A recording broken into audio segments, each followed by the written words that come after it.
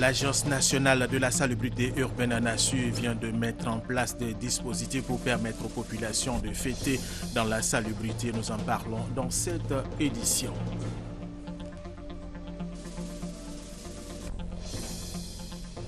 Pour ces fêtes de fin d'année, le chef de l'État a offert 20 tonnes de poissons et 30 tonnes de riz aux familles vulnérables. La remise symbolique de ces dons a eu lieu vendredi au ministère de la Salubrité, au ministère de la Solidarité, de la Famille, de la Femme et de l'Enfant. Un avion de la compagnie Air Asia a disparu ce matin avec 162 passagers à bord. Il assurait la liaison entre l'Indonésie et Singapour. Les recherches sont en cours pour retrouver l'avion. Et pour le magazine de ce dimanche, nous allons parler du bilan de la 4e édition des Journées nationales de valorisation de l'agriculture, des ressources animales et halieutiques en Côte d'Ivoire. Et c'est avec Jennifer Serres, présidente de l'Agence pour la valorisation de l'agriculture. Madame, merci d'avoir accepté notre invitation et à tout de suite. Mesdames et messieurs, bienvenue à vous et merci de suivre les informations sur RTI 1. Le ministère de l'Environnement, à travers l'Agence nationale de la salubrité urbaine, ANASU, vient de mettre en place des dispositifs pour permettre aux populations de fêter dans la salubrité. Nous en parlons avec Félix Amani et Koné Pargassoro. Pour réclamation ANASU, bonjour. Bonjour monsieur. À quel honneur s'il vous plaît? Vous êtes monsieur Tanon. Siège de l'Agence nationale de la salubrité urbaine, ANASU. Il est 9h. Carole Dago reçoit de multiples appels en ligne, de nombreuses plaintes de la part des populations. Nous avons eu énormément d'appels, environ une cinquantaine, du 24 et du 25. Ajoutez à ces plaintes l'abondance des ordures dans le district d'Abidjan. Une abondance d'ordures dans les rues qui, selon la directrice de l'ANASU, est relative à la période des fêtes. Des dispositions pratiques et des mesures donc pour l'assainissement des différents quartiers du district d'Abidjan. Les fêtes de fin d'année sont l'occasion pour les populations d'effectuer des achats, donc la consommation se voit augmenter. Et qui dit augmentation de la consommation dit accroissement de production de déchets subséquents.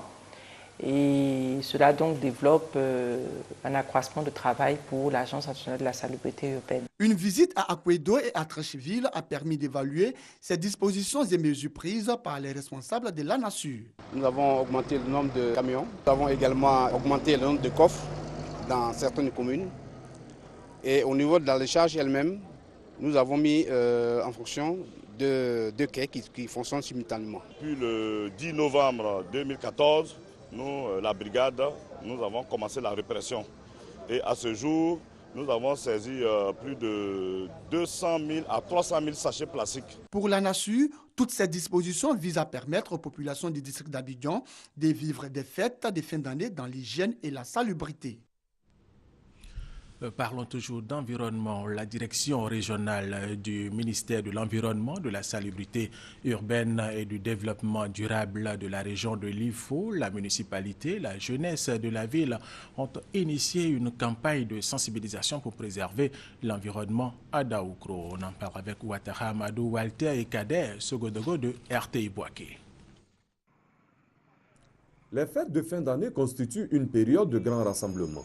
À ces occasions, les lieux publics restent insalubres après les réjouissances. Face à cette situation, la direction régionale du ministère de l'Environnement, de la salubrité urbaine et du développement durable de l'IFU a initié une opération de sensibilisation des populations à l'hygiène de l'environnement à Daoukro, chef-lieu de cette région. Objectif, à préserver les acquis de la visite d'État, mais également amener la population à maintenir un cadre de vie salubre.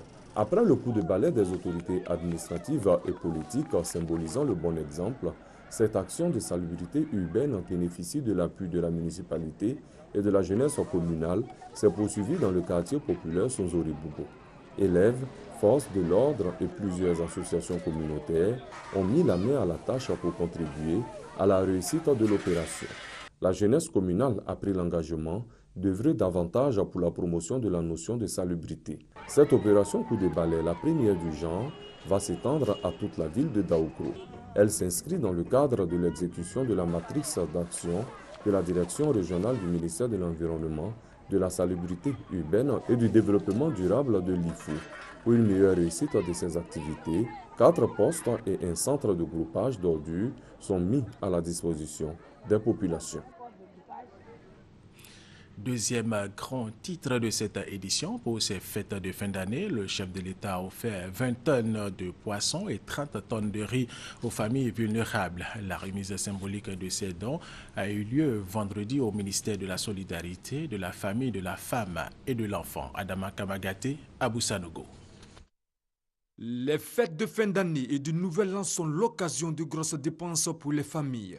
Celles démunies, pour lesquelles célébrer ces fêtes était un véritable souci, peuvent se réjouir. Car le chef de l'État Alassane Ouattara vient de combler leurs attentes avec un don de 30 tonnes de riz et 20 tonnes de poissons frais. Les ministres de la Solidarité, de la Famille, de la Femme et de l'Enfant et celui des ressources animales et halieutiques apportent la bonne nouvelle à ces familles. Tant que nous aurons un homme de la trempe du président Alassane Ouattara à la tête de ce pays, nous serons toujours en train justement de poser ces actes de solidarité parce que sa vision, c'est de faire de notre pays un pays où il fait bon vivre. C'est l'occasion pour nous de dire merci à son Excellence le Président de la République qui nous a mandatés pour poser cet acte et également au Premier ministre qui nous a soutenus dans cette initiative-là. Et je pars ici en étant satisfait de savoir que le président de la République est préoccupé par le souci quotidien des Ivoiriens. Ce don est réparti entre les associations de victimes de guerre, quelques ONG à caractère social et des orphelinats. Les bénéficiaires sont reconnaissants à leurs bienfaiteurs. Nous voudrions dire merci au président de la République pour ce geste. Merci de penser à nous et nous savons que de chez lui, il pense toujours à nous. Prions Dieu tous pour le président de la République afin que les actions de ce genre continuent, qu'il continue donc, n'est-ce pas, de nous soulager. Ces familles ont eu droit à une remise symbolique avant d'entrer en possession de leurs dons quelques jours avant le Nouvel An. Les veuves et les enfants orphelins de la commune de Koumaïsi et de Yopougon ont reçu des dons en vivres et non-vivres, et cela de la part de l'organisation non gouvernementale Côte d'Ivoire Solidarité. Objectif, leur permettre d'être à l'abri du besoin en cette période de fête de fin d'année, nous dit Franck Wadio. Une centaine d'enfants orphelins et de femmes veuves des communes de Koumaïsi et de Yopougon dans la joie en cette période de fête de fin d'année. L'ONG Côte d'Ivoire Solidarité et ses soutiens viennent de leur offrir des vivres et des non-vivres. La force que nous avons venant de différents horizons, c'est l'unité. Il y a un même but, une même vision, et pour pouvoir atteindre cet objectif, il va falloir que nous soyons unis. Impérativement, cela s'impose à nous pour la réussite de cette organisation et de donner la joie à ses vœux et ses enfants. Des dons jugés salutaires par les bénéficiaires. Je remercie Côte d'Ivoire Solidarité d'être venu nous soulager. Je tiens devant tout le monde, devant tous les oustas, devant tous les imams et tous les musulmans comme les chrétiens, de beaucoup prier pour ce monsieur. Atténuer la souffrance des veuves et des orphelins qui vivent dans des conditions difficiles, une vision pour l'ONG qui sollicite l'aide des autorités. On demande aux autorités de nous venir en aide, afin qu'on puisse avoir un terrain, qu'on ait une maison de moins 20 chambres, là où une veuve aura au moins 2 enfants orphelins et ils auront une terrasse pour venir prendre de l'air. L'ONG Côte d'Ivoire Solidarité existe depuis août 2011. Son objectif, être un maillon essentiel de la chaîne de bienfaisance et d'assistance aux personnes démunies et vulnérables en Côte d'Ivoire. Journée de retrouvailles dans le département d'Alépé, journée également de célébration de la cohésion sociale. Cette année, cette célébration a été marquée par la remise de dons aux populations, dons faits par le président de la République Alassane Ouattara et Jeanne Atoubé. Au son de la musique du terroir, on danse, on rit, on s'éclate. Toutes les composantes de la population d'Alépé se sont retrouvées autour de leur premier responsable administratif pour exprimer leur joie. Joie de faire du vivre ensemble une réalité dans ce département. Alépé, en cette veille de Nouvel An, a reçu du président de la République des verres dons pour être un exemple de cohésion sociale grâce à l'implication de son préfet. En guise de félicitations, les populations ont reçu des lots de médicaments, des vivres, des matériaux de construction, divers autres objets remis par le Dr Mamadou Diaby, au nom du président de la République Alassane Ouattara. Valeur du don, 65 millions de francs CFA. C'est la deuxième année consécutive que les populations du département d'Alépé, dans leurs différences et venues de toutes les sous-préfectures, communient au cours d'une cérémonie dénommée Journée des retrouvailles. L'enjeu de ces rencontres festives, promouvoir et développer les valeurs de cohésion sociale, de solidarité, de fraternité et de paix.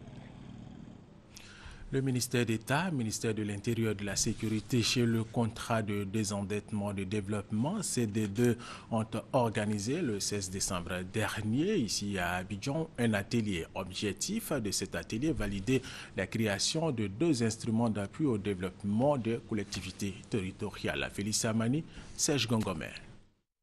Le CDD, contrat de désendettement et de développement signé le 1er décembre 2012 à Abidjan, est un mécanisme d'annulation des créances d'aide publique au développement. Dans sa première phase de 2012 à 2015, consacrée au financement des projets prioritaires dans 6 secteurs, a permis au ministère en charge de la décentralisation de bénéficier d'une ligne de crédit pour 2 projets. Il s'agit de la création d'un institut national de renforcement des capacités et d'une banque pour le développement des collectivités territoriales. Il s'agit d'asseoir la réforme sur des outils nationaux, opérationnels et pérennes qui favoriseront un renforcement des capacités humaines et financières des collectivités territoriales afin de permettre à celles-ci d'assumer pleinement les responsabilités qui sont les leurs et de contribuer ainsi à l'effort de développement du pays et ce au plus près des populations. L'Assemblée des districts et régions de Côte d'Ivoire, ADRCI, et l'Union des villes et communes de Côte d'Ivoire, UVICOSI, ont favorablement accueilli cette initiative du ministère d'État, ministère de l'Intérieur et de la Sécurité. L'objectif poursuivi, c'est de rendre, comme je l'ai dit tout à l'heure, les collectivités territoriales beaucoup plus fonctionnelles et qui répondent un peu aux besoins des populations. Donc, c'est pour cela que nous accueillons la création de ces instruments, la mise en place de ces instruments avec optimisme. La mise en œuvre rapide de ces 2 instruments permettra aux collectivités territoriales d'être plus efficaces dans leurs prestations.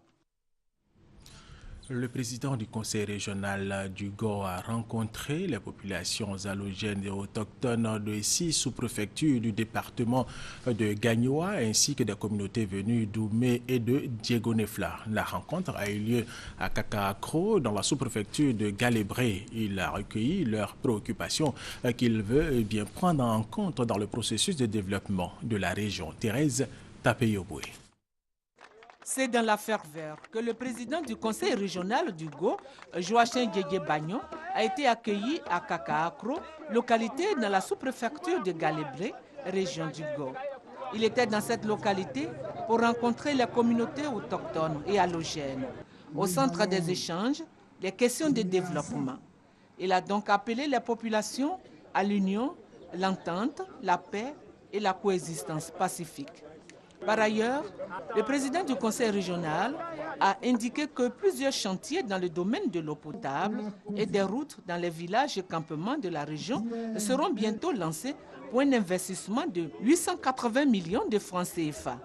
Il a aussi annoncé l'achèvement des travaux de la brigade de gendarmerie de Niagodounois ainsi que l'avancement des travaux du collège moderne et du laboratoire de l'établissement de la localité. Les représentants des différentes communautés ont rendu un hommage au président du conseil régional pour ses actions de développement et ses actions sociales en faveur des populations, dont la distribution de bourses d'études à une centaine d'élèves de familles déshéritées cette année.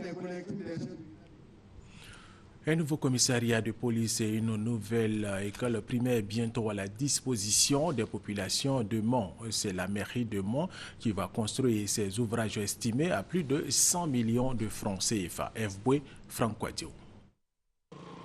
La question de l'insécurité, une réalité à Mont, capitale du Tonkmi. Et pour y répondre, un commissariat de police bientôt réalisé. mais aussi une école primaire de 6 classes, le tout pour un coût de 100 millions de francs CFA. L'action est initiée par la municipalité et le premier coup de pioche donné. Le quartier Grand Bapleu au nord-est abritera le commissariat Insécurité grandissante oblige. Isadepleu cite des cascades choisies pour l'école primaire. Vivable, parfaitement fréquentable. Donc nous, c'est notre manière d'accompagner tout ce processus pour que les Ivoiriens en général, mais la population de Mans, se rendent compte aussi qu'on n'est pas à la traîne ici à Mans. Des actions saluées par les populations. Aujourd'hui, tous ces travaux qui sont entrepris ça et là montrent que le maire et son conseil sont au travail. Des perspectives heureuses auxquelles s'ajoutent 10 km de bitume annoncés pour les prochaines semaines, une promesse du président de la République. La lutte contre le sida et bien d'autres pandémies préoccupent les députés ivoiriens réunis au sein du réseau des parlementaires pour la lutte contre le sida, la tuberculose, le paludisme, la promotion du genre et des droits humains. Ils réfléchissent depuis vendredi à Grand Bassam à l'élaboration d'un plan de travail triennal de lutte contre toutes ces pandémies. Léon Broukwame. Stopper ou inverser la propagation du VIH-Sida dans le monde d'ici à 2015, c'est l'une des recommandations des OMD, objectif du millénaire pour le développement. En Côte d'Ivoire, en plus des nombreux efforts fournis par l'État, une loi portant régime de prévention, de protection et de répression en matière de lutte contre le VIH-Sida a été promulguée le 14 juillet 2014. C'est pour promouvoir cette loi auprès des populations que réseau de parlementaires pour la lutte contre le sida, la tuberculose, le paludisme et pour la promotion du genre et des droits humains a vu le jour. Faire en sorte que la lutte contre le VIH soit effective au niveau du pays. Et vous savez que les parlementaires sont les représentants du peuple. Donc une fois que les 250 membres de l'Assemblée nationale, à savoir les députés, se sont appropriés la problématique, c'est sûr que tout le pays est concerné. Dans ma circonscription, je suis presque dans toutes les associations, dans toutes les ONG qui font la lutte contre le VIH. Donc j'ai une expérience à partager au niveau du réseau pour vraiment demander à l'ensemble des députés d'être très actifs sur le terrain parce que le VIH-Sida c'est un véritable fléau. Durant 3 jours, les membres du réseau, avec le soutien de ONU Femmes, vont réfléchir à l'élaboration d'un plan de travail triennal de lutte contre le sida. Il prendra en compte le genre et les droits humains. Ce plan triennal s'inscrira dans le cadre du plan stratégique national de lutte contre l'infection au VIH-Sida et aux IST, infections sexuellement transmissibles. L'organisation non gouvernementale Régie Internationale donne le sourire aux enfants handicapés du centre Myungu de Yamoussoukro. Elle a fait des dons pour leur permettre de bien fêter les fêtes de fin d'année. Charles Tatou, RTI Boaké. La Régie Interactive est une ONG intervenant dans le domaine des enfants de classe sociale démunis. Pour répondre à leur mission, ces responsables ont séjourné à Yamoussoukro à la veille des fêtes de fin d'année.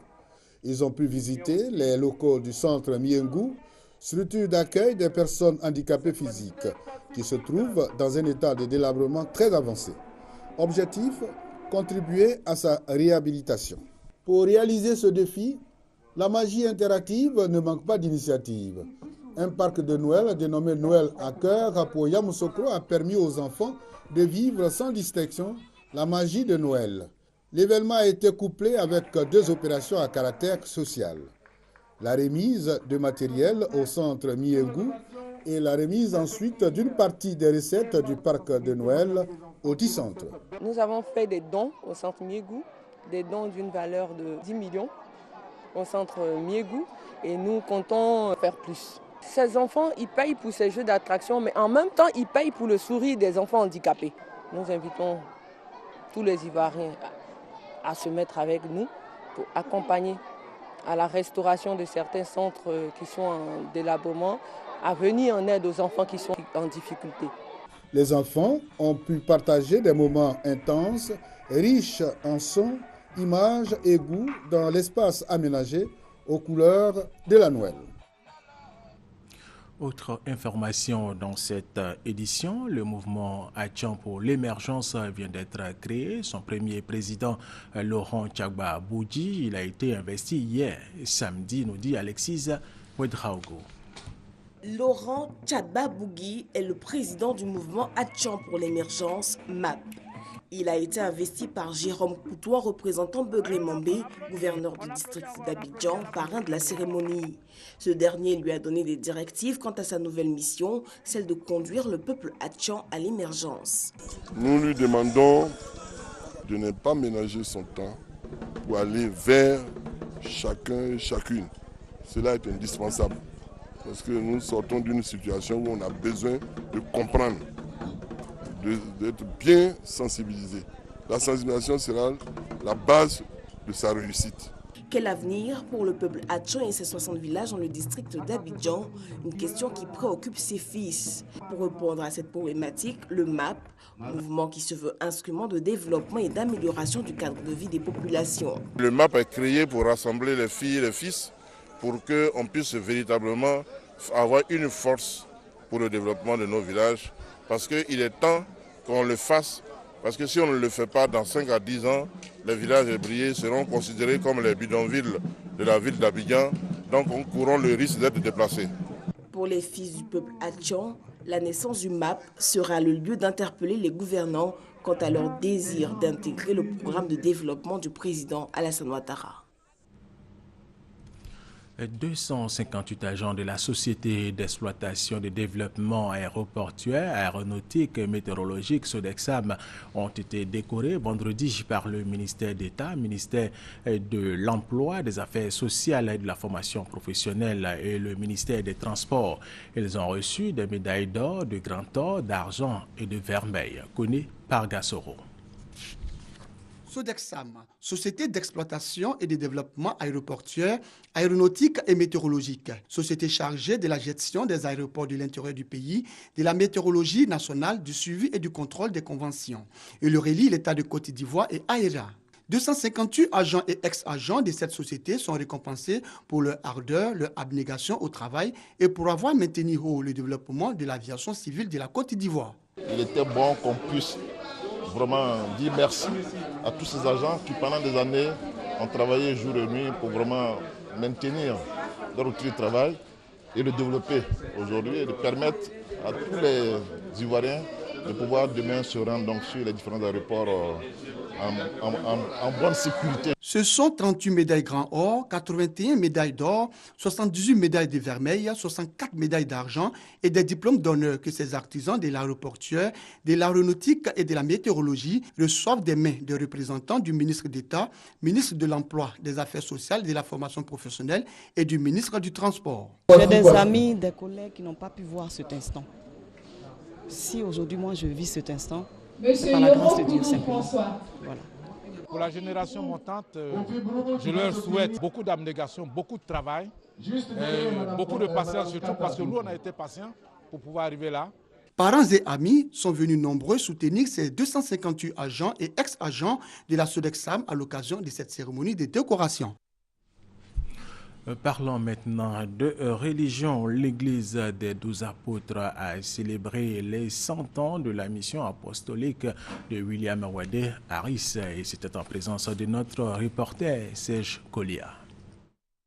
L'histoire retient que William Wadé Harris a reçu l'onction divine dans une prison au Libéria, son pays natal. Commence alors pour lui une mission apostolique au Libéria, en Côte d'Ivoire, au Ghana, en Sierra Leone, des pays où les populations sont encore attachées aux pratiques animistes. Un véritable combat en terrain hostile, mené avec succès. Le prophète William Wadé Harris a convaincu des populations entières d'Afrique de l'Ouest de se détourner du fétichisme pour adorer Dieu. 100 ans plus tard, son action apostolique continue de produire des fruits. Un de ces fruits, c'est l'Église des 12 apôtres. Créée en 1929 au Ghana par la prophétesse Grace Tani et basée en Côte d'Ivoire depuis 1964 avec pour chef de file le prophète Isaac Kakoudeni, l'Église des 12 apôtres a rendu hommage au prophète Harris, son guide religieux. Vous savez, dans le temps, la religion c'est comme une forêt vierge. Et il fallait un homme comme le prophète Aris, pour pouvoir venir pour détruire Satan sur le chemin de la religion. Donc Dieu l'a amené pour déblayer le chemin. Aujourd'hui, si les églises sont répandues au niveau de l'Afrique, surtout l'Afrique de l'Ouest, c'est parce qu'il a fait un travail préalable qui a permis à ce que vraiment l'islam, la religion s'installe. Voilà. Créée en 1964, l'église des 12 apôtres compte 19 paroisses en Côte d'Ivoire. Elle est représentée au Libéria, au Ghana, au Togo, au Nigeria. Elle revendique à ce jour environ 2 millions de fidèles.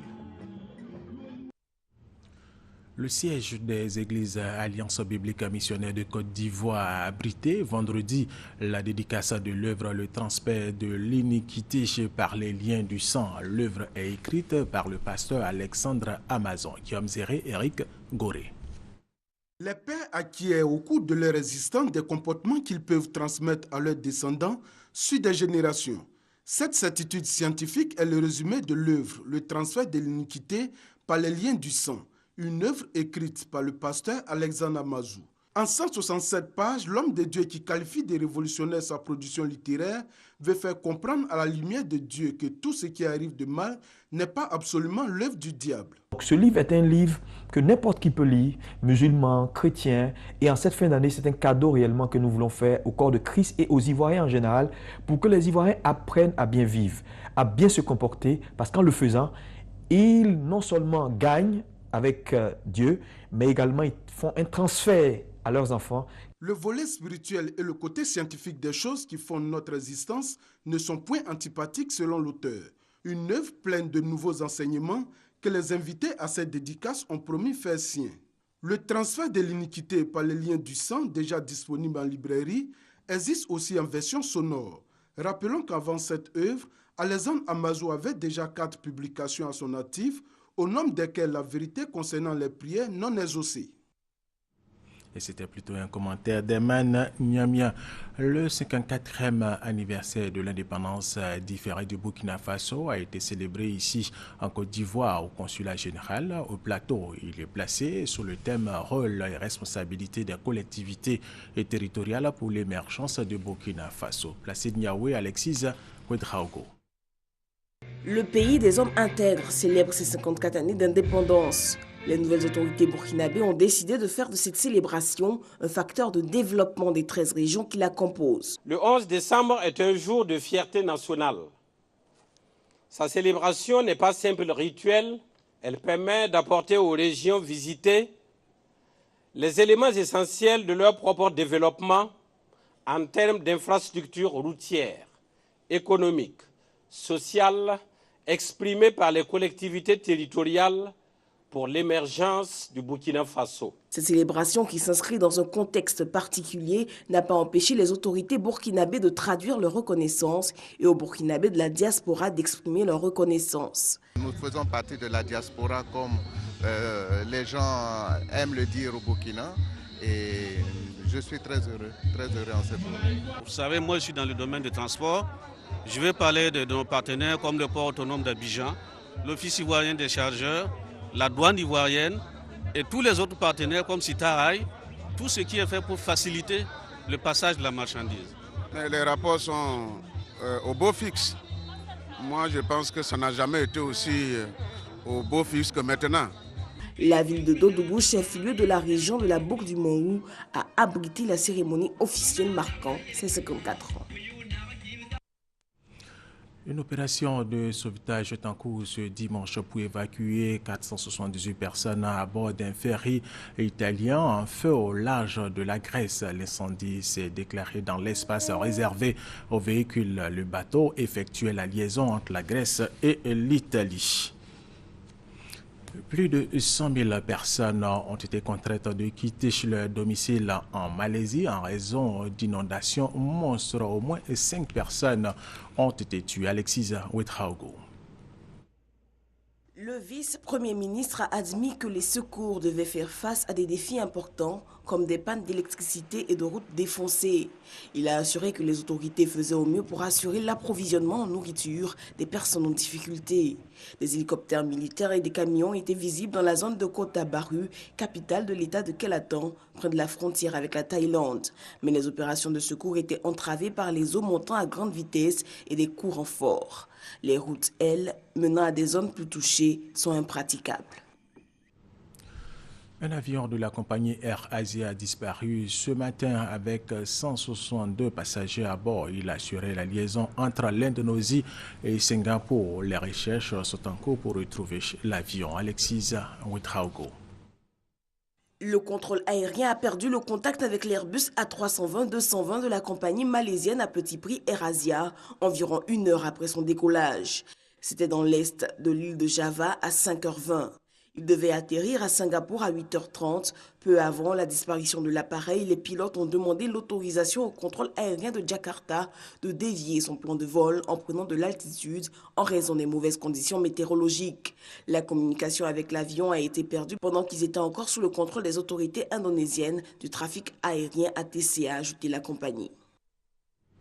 Revenons en Côte d'Ivoire pour réglementer la commercialisation des volailles. En cette période de fête de fin d'année, le ministre des Ressources animales et halieutiques a interdit la vente des poulets aux abords des rues à Bouaké. Cette mesure n'est pas respectée. Charles Tatou. La volaille est la protéine animale la plus consommée pendant les fêtes de fin d'année. Pour réglementer la consommation des poulets, le ministre des Ressources animales et halieutiques a pris des mesures. Mesures interdisant la vente de la volaille aux abords des rues. En réalité, la mise en œuvre de cette mesure va permettre aux autorités de mettre la main sur les volailles qui ont échappé au contrôle des vétérinaires. Tous ceux qui viennent des vendeurs ambulants, on ne sait même pas l'origine de leur volaille. Donc, il échappe effectivement au contrôle vétérinaire.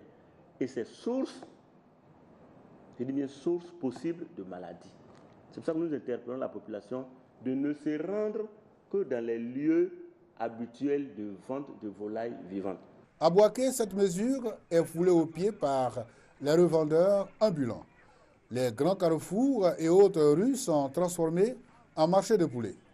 Toutes choses qui ne sont pas appréciées par les acteurs du secteur. Vous voyez ces appartements, vous voyez toutes ces personnes payent par mois 5100 francs par patente à la mairie. À partir du moment où nous on doit récolter nos fruits, où on doit avoir les bénéfices des souffrances que nous fournissons, voilà que des gens viennent s'installer pour nous interrompre 3 jours, 4 jours. Et vous, je vous dis qu'à partir du 5, vous partez au rond-point, vous ne verrez pas de cases de poulet. Et quand la mairie vient, à quel vendeur la mairie s'adresse-t-il chaque fin du mois? À nous qui sommes assis sous les appartements. Pour les commerçants, la période des fêtes de fin d'année est l'un des moments où ils doivent réaliser de bonnes affaires. Mais avec la concurrence déloyale que leur mènent les revendeurs, quelque chose doit être fait.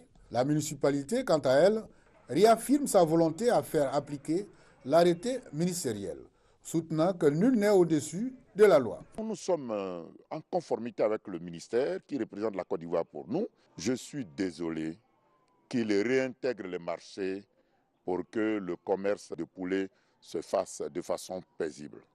Sinon, la loi sera appliquée sans état d'âme.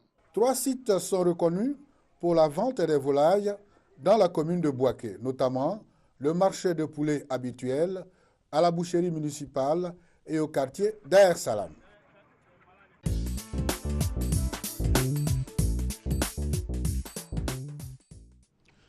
Pour le magazine de ce dimanche, nous allons parler du bilan de la 4e édition des Journées nationales de valorisation de l'agriculture, des ressources animales et halieutiques ici en Côte d'Ivoire. Et c'est avec Jennifer Sires, présidente de l'Agence pour la valorisation de l'agriculture. Madame, merci d'avoir accepté notre invitation. Mais avant notre entretien, nous allons suivre ensemble ce reportage d'Astou Touré et Herman Niamien sur justement ces journées nationales de valorisation de l'agriculture, des ressources animales et halieutiques en Côte d'Ivoire.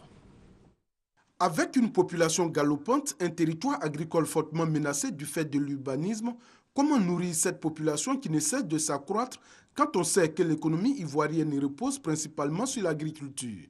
Pour répondre à cette préoccupation, les journées nationales pour la valorisation de l'agriculture, des ressources animales et halieutiques ont été organisées les 4, 5 et 6 décembre dernier à Bondoukou dans la région du Gontougo.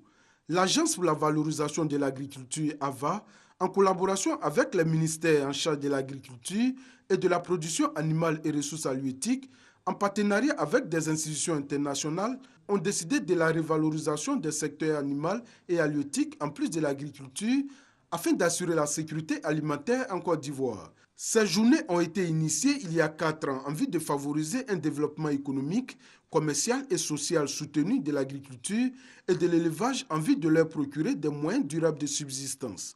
Au cours de cette cérémonie, le ministre de la Production animale et des ressources halieutiques, Kobina Kwasi Adjoumani, co-président des Journées nationales pour la valorisation de l'agriculture, des ressources animales et halieutiques, session 2014, a annoncé avoir obtenu un financement au niveau international de plus de 10 milliards de francs CFA en vue d'accélérer le processus de compétitivité du secteur.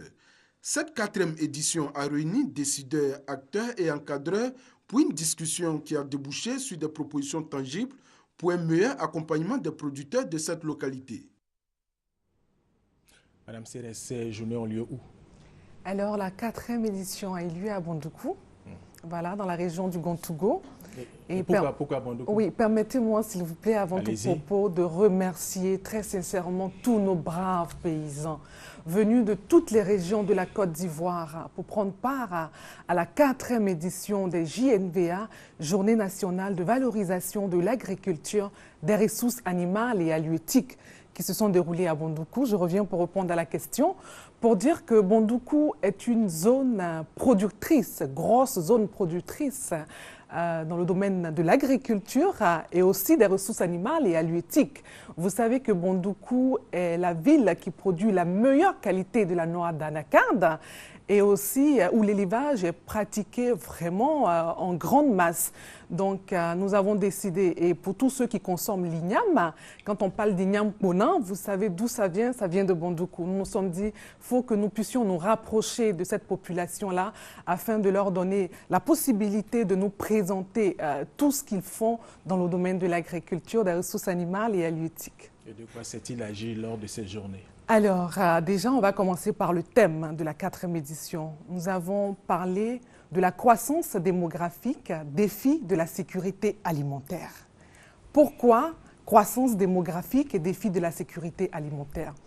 La population ivoirienne ne cesse de croître, alors que la surface du territoire national demeure la même. Comment faire pour nourrir cette population? Il était donc important que nous puissions nous réunir avec l'Assemblée nationale qui est partenaire aux Journées nationales de valorisation de l'agriculture, qui pour la première fois dans l'histoire a délocalisé l'Assemblée jusqu'à Bondoukou pour échanger avec nos braves paysans et éleveurs. C'était une grande première. Les préoccupations ont été posées. Les uns et les autres, je pense, ont pris bonne note. Et vous savez que l'agriculture, c'est tout un processus. Si vous me demandez tout de suite de vous dire les retombées, ça va être difficile. Mais regardons, parce qu'il y a quelques semaines que nous avons fini la 4e édition, et nous regardons et nous allons suivre cela, ne vous inquiétez pas, parce que dans le cadre de nos productions agricoles, la brave paysan, nous avons 24 numéros, nous aurons le temps de passer pour voir les retombées dans le quotidien de nos braves paysans. Vous avez dit tout à l'heure que l'Assemblée nationale a effectué le déplacement à Bondoukou. Exactement. Il y a eu même une session extraordinaire sur le thème. Voilà, à la mairie de Bondoukou. Donc, les députés se sont appropriés ce thème-là pour voir avec les experts, notamment au niveau des statistiques, au niveau du ministère en charge de l'agriculture et le ministère des ressources animales et halieutiques, dont les députés étaient face à ces représentants des différentes institutions-là, et des paysans et des éleveurs. Surtout des paysans et éleveurs. Surtout des paysans et éleveurs. C'était pour eux la première fois de voir leurs élus et de pouvoir leur dire « ceci ne va pas, cela ne va pas, il est important que vous puissiez nous aider à nous en sortir ». Concrètement, comment se sont déroulés les échanges entre éleveurs, paysans et députés? C'est dommage qu'on n'ait pas les images pour illustrer, mais on se croirait à l'Assemblée nationale. Parce que les paysans sont en face des décideurs, des élus, et des questions sont posées et les paysans peuvent poser des questions directement aux députés. Donc c'était vraiment un échange.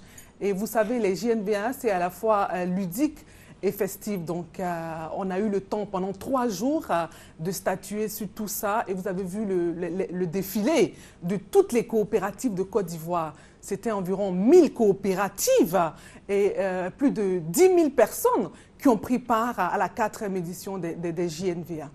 Alors, comment se fait la valorisation de ces deux domaines, agriculture, ressources animales et halieutique? Très bonne question.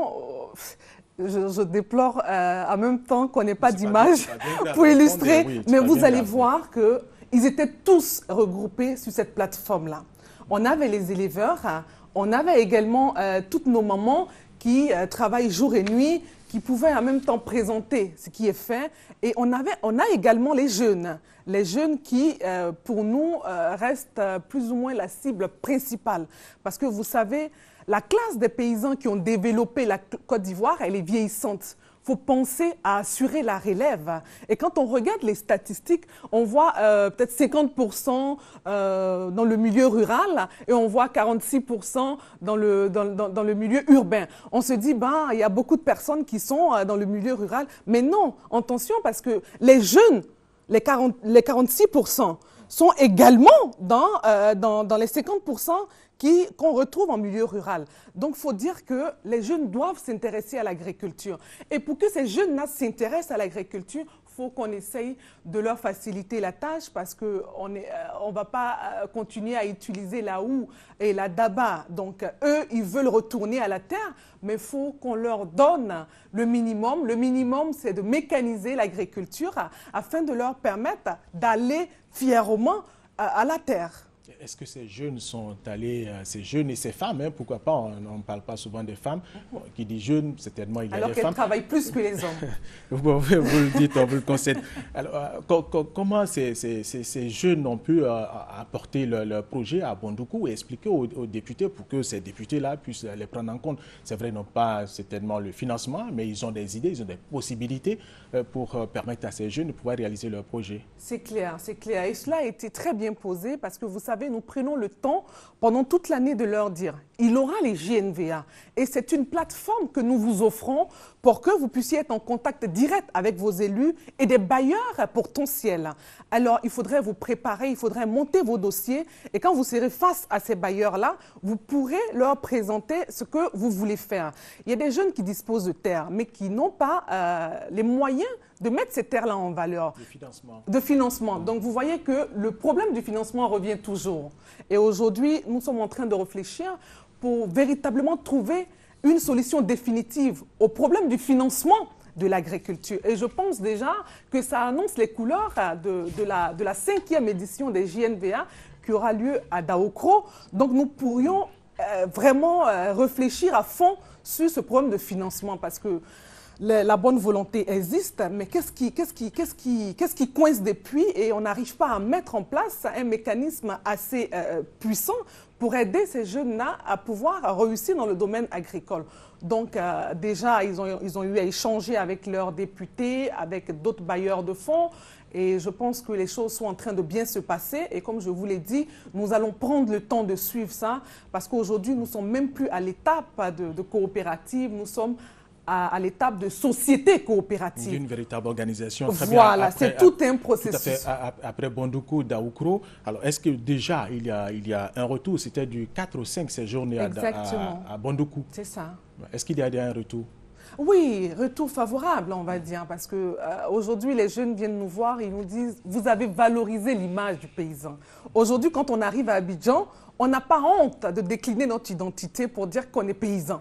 Parce qu'on sait qu'aujourd'hui, le paysan, c'est celui sur qui véritablement repose l'économie, parce que ce n'est pas moi qui l'ai inventé. Le succès de la Côte d'Ivoire repose sur l'agriculture. Et nous disons que l'avenir de la Côte d'Ivoire repose et reposera encore pour longtemps sur l'agriculture, les ressources animales et halieutiques. Alors, Madame Cérès, alors une chose est de produire, une autre chose est de pouvoir commercialiser ces produits. Également la recherche pour pouvoir favoriser tout cela. Je suis parfaitement d'avis avec vous. Là, je vous ramène tout de suite en 2013 pour dire que le thème de la 3e édition, c'était comment valoriser les résultats de la recherche scientifique pour vraiment permettre à nos chercheurs de pouvoir ressortir, c'est-à-dire mettre sur la place publique ce qui a été déjà trouvé. Et aujourd'hui, je viens vous dire qu'on peut faire même du pain à base de la farine, peut-être de banane. On a la farine aujourd'hui de manioc. Et ce serait bien que cela rentre dans nos mœurs, parce que si nous ne consommons pas ce que nous produisons, ça va être difficile pour nos braves paysans de s'en sortir. Nous consommons le pain, le blé nous vient de l'étranger, donc nous donnons beaucoup de financement aux paysans de l'autre côté. Donc ce serait bien que les Ivoiriens acceptent de consommer ce que nous produisons, et cela aura un retour dans la vie de tous nos braves paysans et braves paysannes éleveurs de Côte d'Ivoire. Et ce sera votre mot de la fin. Merci d'avoir accepté notre invitation, Madame Cérès. Fin de ce magazine, c'est aussi la fin de cette édition. Mesdames et messieurs, merci de nous avoir suivis.